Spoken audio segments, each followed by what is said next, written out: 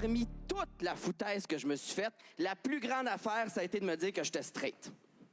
Je le savais, là. Je le savais que j'étais gay dès le secondaire, mais je trouvais ça trop dur de me l'avouer. En fait, aussi, c'est que ça me tentait pas tant de dealer avec les baquaises fatigantes qui allaient vouloir devenir ma meilleure amie, là. C'est un fléau, ce monde-là. Je refusais de devenir le meilleur ami gay. Je préférais rester le meilleur ami straight qui aime curieusement beaucoup le théâtre.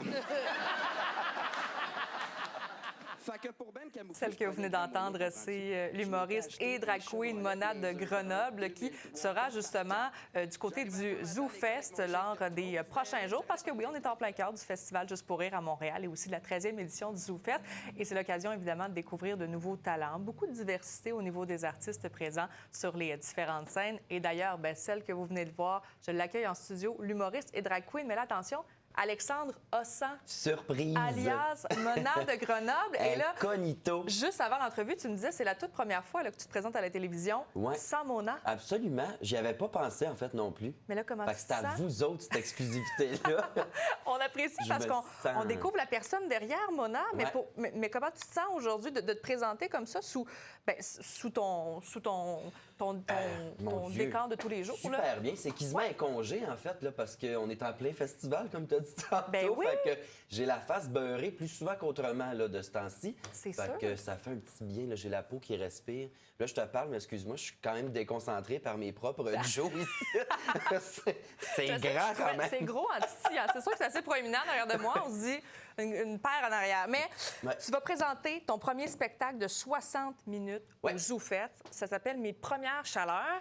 C'est quand que tu as eu tes premières chaleurs? Pourquoi? Ça s'appelle mes premières chaleurs parce que je suis immature, tout simplement. Okay. Mais c'est aussi que j'ai un humour assez salé, un peu crunchy. Tu sais, on aborde des sujets, on va tomber dans ma sexualité, mon coming out, ma découverte de l'homosexualité, des choses comme ça. Puis aussi, on va parler des straights en masse. J'aime ça, parler de ce monde-là. Ben c'est ça. Ouais, fait que c'est ça, c'est mon premier 60 minutes. Il y en a déjà 3 de fêtes, en fait. Et déjà? le dernier, il est mardi. Le 26, Le donc, 26, juillet. Oui, exact. Mardi, le 26 juillet, c'est Voilà. parfait. Tu le disais, on le décrit comme... C'est comme un humour assez corrosif, mais on dit doux et provoquant. Pourquoi t'aimes provoquer un petit peu quand même? Je sais pas, honnêtement. C'est dans mon caractère. Là. Je dois être moitié garçon, moitié bulldog, je sais pas. Mais non, ça vient de... Je pense que ça vient aussi du cabaret Mado. Tu sais, ça fait 10 ans que je fais de la drague dans les bars. Puis un show de drague, là, tu vas voir ça, il y a du lip-sync, il y a de la danse, il y a de l'animation, du crowd work, puis on est bitch, un moment donné. C'est ça qui est ça. Ça vient un peu avec fait la game. que, ça vient avec la game. Fait que mon humour transparaît beaucoup. Tu sais, mon expérience de drague a beaucoup teinté mon humour. Fait que j'ai pas fait l'école d'humour, j'ai jamais fait ça avant. Fait que j'ai vraiment beaucoup pris de ça pour mon humour. Fait que, provoquant, mais toujours dans la gentillesse, un peu dans la satire aussi. J'aime ça. Aller trop loin, rire de l'humour que les gars faisaient dans les années 90, des fois. Ça me fait rire, tu sais. C'est clair. Fait que je suis là-dedans pas mal, Mais comment tu trouves ça d'être en mesure quand même de rallier 2 arts quand même que tu pratiques, c'est-à-dire l'humour et la drague? C'est un rêve pour toi qui se réalise?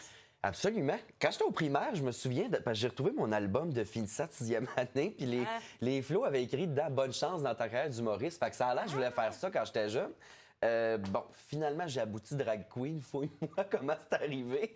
Mais de mélanger l'humour à ça, c'est vraiment un petit rêve parce que c'est très drôle, des shows de drag queen aussi. Il y a de tout dans l'art de la drague, ça englobe tellement d'art, mais l'humour fait partie de ça. C'est le fil conducteur d'un show de drague. Fait que de pouvoir écrire des textes, faire des shows d'humour avec ça, c'est vraiment un rêve de petite fille. Là. Puis la drague, c'est arrivé comment dans ta vie? Par pur hasard. Okay. J'ai une amie qui est mon autrice aussi, Virginie Chauvette, qui, elle, faisait de la drague, une des premières femmes cisgenres drag queen à Montréal. Puis on est allé la voir avec un ami d'impro, puis on a fait « Mais qu'est-ce qui se passe? C'est décalé, c'est bien hot. » Fait que je me suis inscrit au concours pour le fun. Puis finalement, j'ai été engagé directement. J'ai eu des contrats. J'ai commencé à travailler là à temps plein immédiatement.